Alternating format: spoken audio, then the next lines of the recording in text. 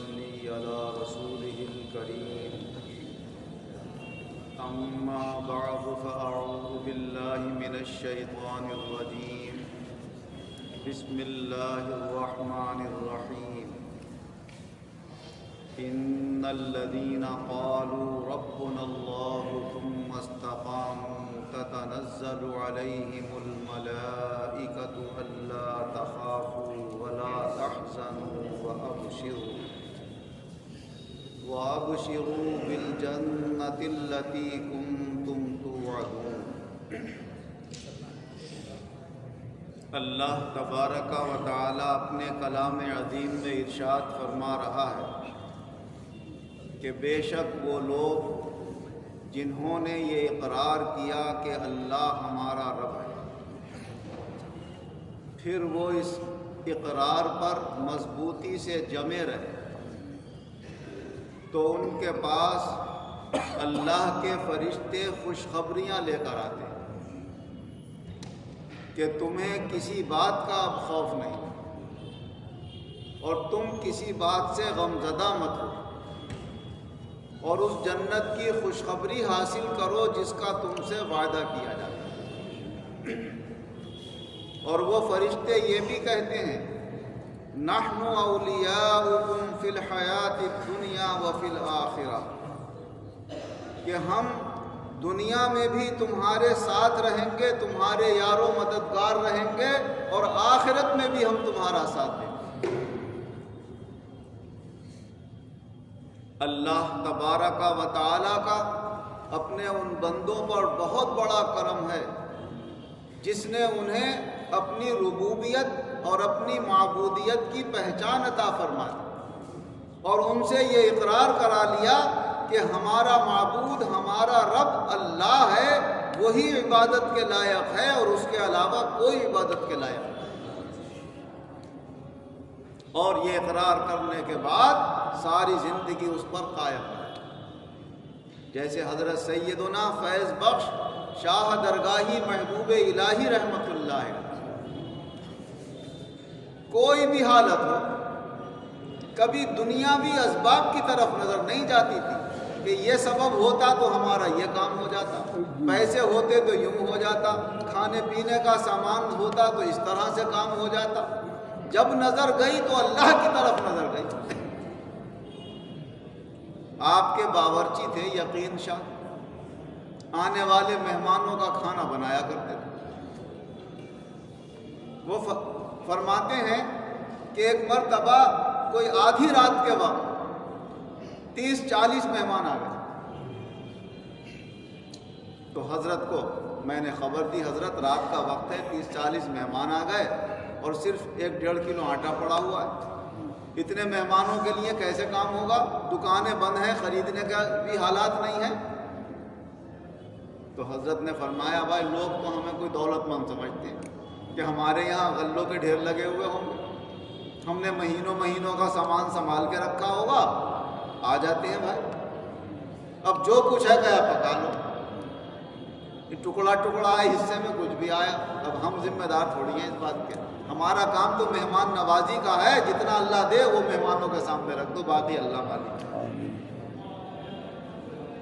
اور فرمایا جب روٹیاں پکا لو تو ہمیں خبر کر دینا۔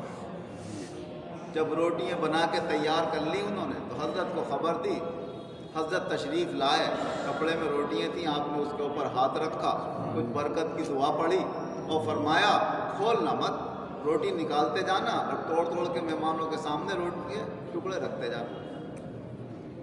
وہ نکالتے گئے، مہمانوں کے سامنے رکھتے گئے، مہمان کھاتے چلے گئے، کہنے لگے واہ بھائی واہ، ایسی روٹی تو ہم نے کبھی زندگی میں نہیں کھائی، کیا لذت ہے اس میں، کیا مزہ ہے اس میں، سبحان اللہ کہتے جا رہے ہیں اور کھاتے جا رہے ہیں۔ سارے مہمانوں نے پیٹ بھر کے کھانا کھا لیا۔ یقین شاہ فرماتے ہیں کہ معلوم ایسا ہوتا تھا کہ جیسے روٹیوں میں کوئی کمی نہیں آئی۔ یہ نمونہ ہے اور یہ جھلک ہے معجزہ نبی اکرم صلی اللہ علیہ وسلم کی۔ آپ نے بھی متعدد بار تھوڑے سے کھانے کے اوپر اپنا دست مبارک رکھا ہے اور برکت کی دعا پڑھی ہے تو کئی 100 لوگوں کے لیے کافی ہو گیا۔ اور کرامت جو ہوتی ہے وہ اللہ کے نبی کے معجزے کی ہی ایک جھلک ہو، وہ جھلک اللہ تعالیٰ نے حضرت سیدنا فیض بخش شاہ درگاہی محبوب الہی رحمۃ اللہ علیہ کو عطا فرمائی۔ پہلے کے لوگ بڑے خوش نصیب تھے، جب انہیں کوئی ضرورت پیش آتی تھی، کوئی پریشانی کی صورت ہوتی تھی تو اللہ والوں کو تلاش کرتے تھے کہ ان کے دربار میں جائیں، ان سے جا کر درخواست کریں، ان سے دعائیں کرائیں۔ وہ دعائیں کراتے تھے، اللہ اس میں کامیابی عطا فرماتا۔ اور یہ کوئی ناجائز نہیں ہے، کوئی بدعت نہیں ہے۔ ہر وہ چیز جو قرآن و حدیث سے ثابت ہے وہ ہمارا دین اور ایمان ہے، وہ حق ہے، وہ سنت ہے۔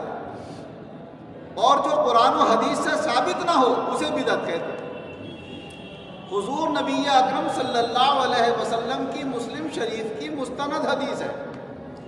حضرت عمر رضی اللہ عنہ روایت فرماتے ہیں کہ حضور صلی اللہ علیہ وسلم نے ارشاد فرمایا، ہمارا ایک چاہنے والا ملک یمن میں رہتا ہے، ملک یمن کا ایک شہر ہے قرن، فرمایا وہ قرن کا رہنے والا اویس نام ہے اس کا، انہیں حضرت اویس قرنی رضی اللہ عنہ ہے۔ فرمایا محبت بہت ہے ہم سے، دل اس کا بے چین ہوتا ہے، تڑپتا ہے کہ ہم سے ملاقات کر لے، مگر ایک ماں ہے گھر میں، ایک وہ ہے، ماں کمزور ہے، ضعیف ہے، اگر وہ ہمارے پاس آ جائے ملاقات کے لیے تو دور جگہ ہے، اتنے دنوں تک اس کی ماں کی دیکھ بھال کون کرے گا؟ اس وجہ سے اپنی ماں کی خدمت میں دن رات لگا رہتا ہے اور ہمارے پاس نہیں آ پاتا۔ مگر اس کا مرتبہ یہ ہے کہ اگر تم میں سے کسی کی بھی اس سے ملاقات ہو جائے تو اس سے کہنا ہمارے لیے مغفرت کی دعا کرو۔ تو حضور صلی اللہ علیہ وسلم اس حدیث پاک میں اپنے صحابہ سے فرما رہے ہیں کہ اویس قرنی سے ملاقات ہو جائے تو ان سے اپنے لیے استغفار کرانا، مغفرت کی دعا کرانا۔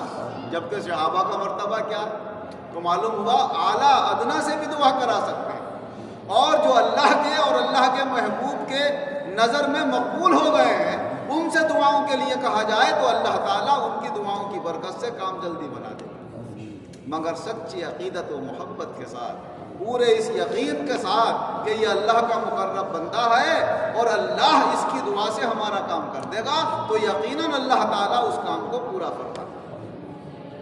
حضرت سیدنا فیض بخش شاہ درگاہی محبوب الہی رحمۃ اللہ علیہ کا جب دور تھا اور کبھی بارش نہیں ہوتی تھی، برسات کا زمانہ، لوگ پریشان ہو کر آتے تھے تو متعدد بار آپ نے دعائیں کی ہیں اور اللہ تعالیٰ نے بارش نازل فرمائی۔ ایک مرتبہ جب آپ نواب احمد یار خان صاحب کے یہاں رہ رہے تھے، قحط پڑ گیا، برسات کا زمانہ، بارش نہیں ہو رہی، لوگوں نے کہا حضرت بہت پریشانی ہے، بارش نہیں ہوتی۔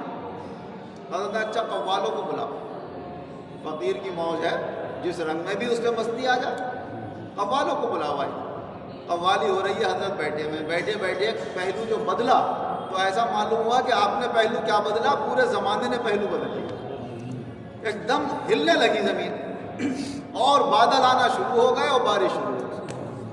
جلدی جلدی حضرت اپنے روم میں گئے، لوگ ادھر ادھر جا کر بیٹھے سائے میں، اور اتنی بارش ہوئی کہ صحن جو تھا وہ پانی سے بھر گئے۔ دور دور سے حضرت کے چاہنے والوں نے خط لکھ کے بھیجا کہ ایسا معاملہ پیش آیا، تو سب نے ایک ہی وقت بتایا کہ اس وقت کچھ حرکت سی کیوں ہوئی تھی زمین کو، اور عجیب کیفیت کیوں، ہمارے اوپر عجیب سی کیفیت تھی، ضرور ہمارے پیر و مرشد کی کوئی توجہ ایسی ہوئی۔ تو اللہ تبارک و تعالیٰ کو اپنے محبوب کی ادائیں پسند آتی ہیں کہ میرے محبوب نے ادا بدلی ہے، کروٹ لی ہے، اپنا پہلو بدلا ہے، میں بھی موسم کا حال بدل۔ اور یہ بھی نمونہ حضور نبی اکرم صلی اللہ علیہ وسلم سے آ رہا ہے کہ جب حضور صلی اللہ علیہ وسلم سے ایک مرتبہ صحابہ نے بارش کی دعا کے لیے کہا تو حضور نے کیا کیا، یوں ہاتھ اٹھا اور اٹھا کے ایسے کر پلٹ دی، ایسے یا ادائیں دکھا رہے ہیں۔ پھر جو چادر اوڑے ہوئے تھے اس کو ایک طرف سے یوں پکڑی، نیچے سے یوں پکڑی، پھر یوں کر کے اٹھا کے نیچے کا کونے اوپر، اوپر کے نیچے، اور یوں کر کے۔ اب چادر کا یہ اوڑھنا، کونوں کا نیچے کا اوپر کرنا، اوپر کا نیچے کرنا، اللہ کو ایسا پسند آیا کہ اللہ نے موسم کا بھی حال نیچے کا اوپر، اوپر کا نیچے کر دیا۔ جو خشکی کا موسم تھا اسے بارش سے بدل دیا اور بادل آنا شروع ہو گئے، اور اللہ کے کرم سے خوب بارش ہوئی اور اللہ کی مخلوق کا بھلا اللہ والوں کا، اللہ کے محبوب بندوں کا تو حال الگ ہوتا ہے. ان کو کوئی یہ نہیں کہہ سکتا صاحب یہ اس حال میں کیوں اور اس حال میں کیوں ہے. وہ جانے، ان کا رب جانے. آپ اپنے کام سے کام کریں. اللہ تبارک و تعالی ہمیں اپنے ان محبوب بندوں کے صدقے میں دنیا اور آخرت دونوں جہان میں شاندار کامیابی عطا فرمائے. آمین. وآخر دعوانا ان الحمد للہ الحمد للہ رب العالمین والعاقبۃ للمتقین والصلاة والسلام علی خیر خلقہ محمد وآلہ واصحابہ اجمعین. اے اللہ اپنے ان محبوب بندوں کے صدقے میں ہم سب مسلمانوں کے گناہوں کو معاف فرما. آئندہ گناہوں سے بچنے کی توفیق عطا فرما. نیک خیالات عطا فرما. پاکیزہ تصورات عطا فرما. نیک نیتی سے ہر اچھا کام کرنے کی توفیق عطا فرما. اپنی رضا کے لیے ہر گناہ سے ہمیں بچنے کی توفیق عطا فرما. اے اللہ جو بیمار ہیں انہیں شفا عطا فرما. جس کی جو تکلیف پریشانی ہے اسے دور فرما. اے اللہ جو قرض دار ہیں انہیں قرضوں سے نجات عطا فرما. جو بے روزگار ہیں انہیں اچھے روزگار عطا فرما. جو برسر روزگار ہیں ان کے روزگاروں کو قائم رکھ. ان میں خیر و برکت اور ترقی عطا فرما. ہر مخلوق کے شر سے ہم سب کی حفاظت فرما. ہر جگہ مسلمانوں کی جان مال عزت آبرو دین و ایمان کی، دینی دنیاوی حقوق کی، مساجد کی، مدارس کی، خانقاہوں کی ہر جگہ حفاظت فرما. غیب سے مسلمانوں کی مدد فرما. ہر جگہ مسلمانوں کو غلبہ فتح نصرت اور کامیابی عطا فرما. عقل سلیم اور ہوش عطا فرما. ایمان اور عزت کے ساتھ دونوں جہان میں ہم سب کو شاندار کامیابی عطا فرما. اپنی سب مخلوق پر رحم کرم. آمین.